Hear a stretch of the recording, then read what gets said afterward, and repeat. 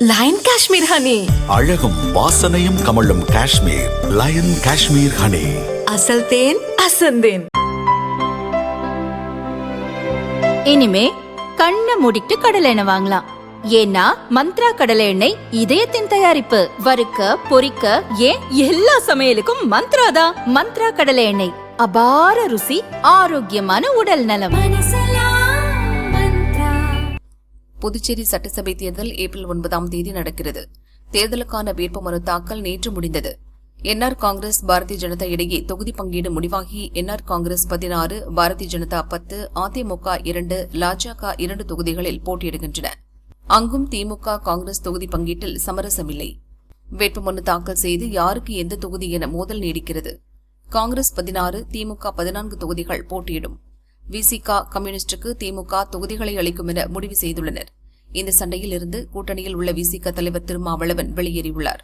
அதிருப்தியுடன் அவர் வெளியிட்டுள்ள அறிக்கை: புதுச்சேரி மதச்சார்பற்ற முற்போக்கு கூட்டணியில் விசிக பல ஆண்டுகளாக அங்கம் வகித்து வருகிறது. 2001இல் 2 தொகுதிகளில் திமுக தலைமையிலான கூட்டணியில் போட்டியிட்டோம். 2021 தேர்தலில் உழவர்கரை பொது தொகுதியை மட்டுமே காங்கிரஸ் ஒதுக்கியது. கூட்டணிக்கு நெருக்கடி வரக்கூடாது என்ற வகையில் அப்போது அதனை ஏற்று போட்டியிட்டோம். ஆனால் கூட்டணி கட்சிகளின் ஒத்துழைப்பு கிடைக்கவில்லை. சுமார் 6000 வாக்குகளுக்கு மேலாக பெற்றோம். வரும் தேர்தலில் 3 தொகுதிகளை விசிக கேட்டிருந்தது. நீண்ட இழுபறிக்கு பின் வேட்புமனு தாக்கல் முடிந்த பிறகே காங்கிரஸ் கட்சிக்கும் திமுகவுக்கும் தொகுதி எண்ணிக்கை முடிவு செய்யப்பட்டுள்ளது. கூட்டணியில் அதிக இடங்களில் போட்டியிடும் காங்கிரஸ் மற்ற கூட்டணி கட்சிகளுக்கு தொகுதிகளை ஒதுக்க முன்வரவில்லை.